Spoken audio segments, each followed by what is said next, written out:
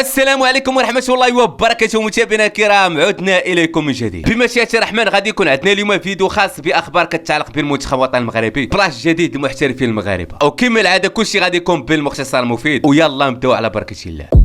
يوسف بالعمري بعد التألق ديالو مؤخرا مع المنتخب الوطني المغربي اصبح الاسم ديالو متداول في فرنسا، تحديدا من بريس ولوريون اللي مهتمان بالتعاقد معه في الانتقال الصيفيه المقبل. اي في حال والو بالعمري يطير لاوروبا ويكون هذا هو اخر موسم له في البطوله. وطبعا من المتوقع غادي تدخل كالعاده انديه خليجيه على الخط، والقرار كيبقى للاعب واش عنده طموح يطور راسه ويدير اسم كبير جدا في عالم كره القدم، او غيختار الاموال ويعدم الموهبه ديالو بحال بزاف ديال اللاعبين. وبالمناسبه عندما ديك النهار هضرنا على ازنو انه منطقيا خاصو هو اللي يلعب على بالعمري في الماتش الاخر اللي كان ضد تنزانيا، راه كنا كنهضروا من منطلق منطق وفكر كراكي ولي. اي الفكره مادام انكم كونفوكي ازنو هو الخيار الثاني كظاهر ايسر، علاش مع ايقاف حكيمي اشرف لعبتي مزراوي كظاهر ايمن وبالعمري اللي ما كانش اساسا في اللائحه لعبتي على ازنو؟ راه كنا كنهضروا على العشوائيه في الاختيارات، وكلامي كان في صالح بالعمري اللي مادام اقتنع به علاش ما كونفوكيتيش من الاول. هذه هي الفكره بخلاصه. ايضا عندنا مدرب بليل برونو جينيس وقال لك بلي اسامه الصحراوي قام بعلاجاته مع المغرب وقد عاد في حاله جيده جدا. ما احنا تبارك الله فاتحين سبيطار داخل المعسكر. بالله عليكم لاعب صاب علاش مصير كراكي كونفوكي؟ علاش ما نعوضوش بلاعب اخر واجد؟ مع الكراكي ما تسولش راه كلشي عنده مزيان. لا كلشي مزيان. شوف اما ولا بغينا نمشيو في لي ديتاي كلشي مزيان. وهاد المشكله ديال الصحراوي كنا هضرنا عليها سابقا في مناسبتين. اللاعب مع طابون كونفوكي كيفاش الله اعلم، وفي المقابل اللاعب اللي انت عارف بانه عنده بلاصه مع المنتخب ما كتكونفوكيش. وهنا كنقصد يوسف بالعمري. قولا واحدا ما كذبناش فاش قلنا بانه كاينه عشوائيه وما كاين غير تشيير.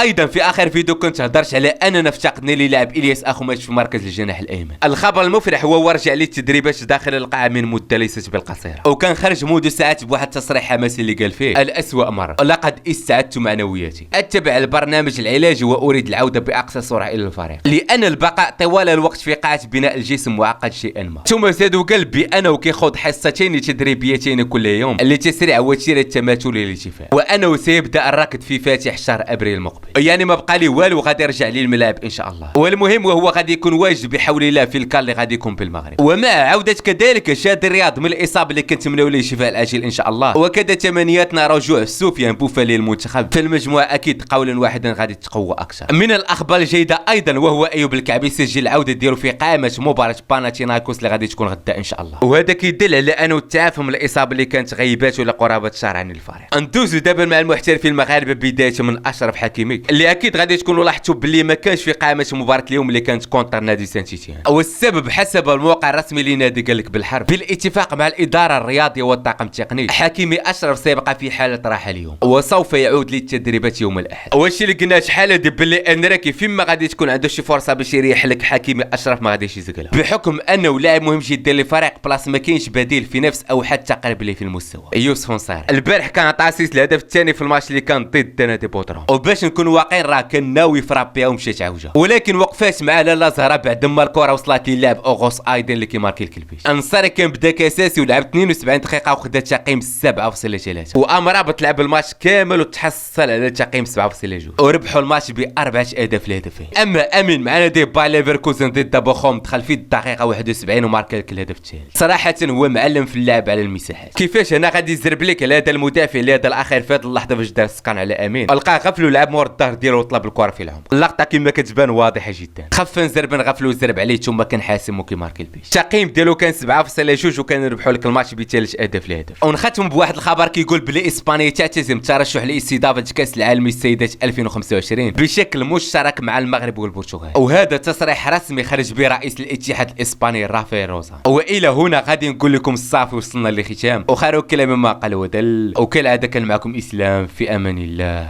ومع السلامه.